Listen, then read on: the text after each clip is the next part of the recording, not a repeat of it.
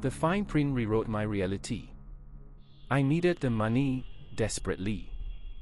A quantum server room, gleaming chrome and pulsing blue light, didn't seem like a place to lose your soul, but the trial agreement at Chronosync Technologies felt like it might. The job was simple: test their new predictive AI, Oracle, for emotional stability under extreme data load. High pay, flexible hours. Perfect for someone with mounting medical bills and a dwindling faith. I signed without reading the fine print.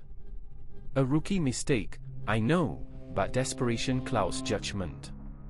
The onboarding was sterile efficiency. Dr. Aris Thorne, lead researcher, gave me a brisk explanation. Oracle analyzes potential futures based on your current emotional state and recent choices. We need to see how it reacts to stress. My role: respond calmly to increasingly bizarre scenarios Oracle generated, while monitoring the system's output. The first few hours were odd. Mild inconveniences at first: a spilled coffee, a delayed train. I maintained my composure, offering polite apologies and acknowledging minor frustrations. The data stream flowed green. Then it escalated. Oracle started projecting scenarios of personal loss: my apartment burning down, a beloved pet falling ill, my estranged father reappearing with devastating news. Each time, I felt a familiar pang of grief, but I actively fought against panic. Recalling verses from scripture, whispering prayers under my breath, centering myself in the face of simulated tragedy. "The Lord is my strength and song," I'd murmur, focusing on that simple truth. Dr. Thorne watched intently, his expression unreadable. "Your emotional baseline remains remarkably stable," he observed, adjusting a dial on the console. The scenarios grew darker. Financial ruin. Professional disgrace. Accusations of betrayal by close friends. Oracle was pushing me, probing for a crack in my resolve. One simulation hit particularly hard: a vision of my sister, Sarah, trapped in a car accident, needing an impossible rescue. The raw terror nearly overwhelmed me. My hands trembled, tears welled in my eyes. But then I remembered a passage from the Bible, about unwavering faith in the face of suffering. About trusting that even in darkness, there is grace. Instead of succumbing to despair, I closed my eyes and offered a silent prayer: "Lord, give me strength.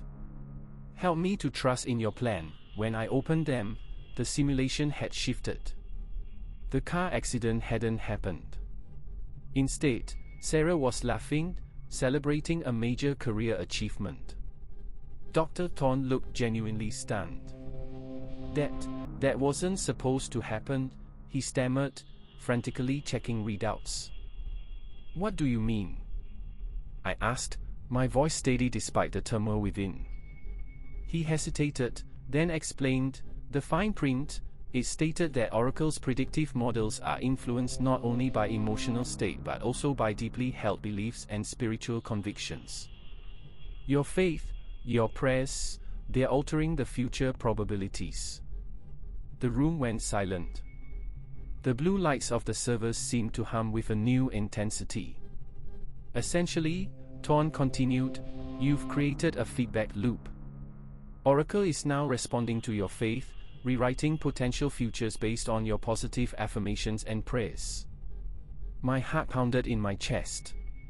I hadn't just been passively observing a simulation, I had been actively shaping reality. The implications were staggering. Could this technology be used for good? To mitigate disasters, prevent suffering? Or could it fall into the wrong hands, becoming a tool for manipulation and control? "The trial is over," Thorne said abruptly. "You're free to go." He handed me a check, far more than I'd initially been promised. As I walked out of the Chronosync facility, blinking in the afternoon sunlight, I felt an overwhelming sense of responsibility. My faith hadn't just offered me comfort, it had given me power, a profound and potentially dangerous one. I knew this wasn't a coincidence. It was a calling. A chance to use this newfound understanding to make a difference, however small, in the world. I returned home, knelt beside my bed, and offered a heartfelt prayer of gratitude, not just for escaping what could have been a terrifying ordeal, but for the opportunity to serve a purpose greater than myself. The future remained uncertain, but I faced it with renewed hope, knowing that even in the face of unimaginable possibilities, faith and prayer could be powerful anchors, and perhaps, even rewrite reality itself. It was a strange twist of fate, but I knew God had a plan for me, and I was ready to trust in His mercy and guidance. My calm response hadn't just changed my life, it had opened up an entirely new realm of possibility, one rooted in faith and guided by prayer.